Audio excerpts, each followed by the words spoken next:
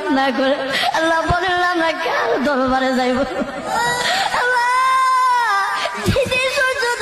উপরে থাকবে ময়দানে আল্লাহ কত মানুষের মাথাগুলো মগজে আল্লাহ গলে গলে পড়বে।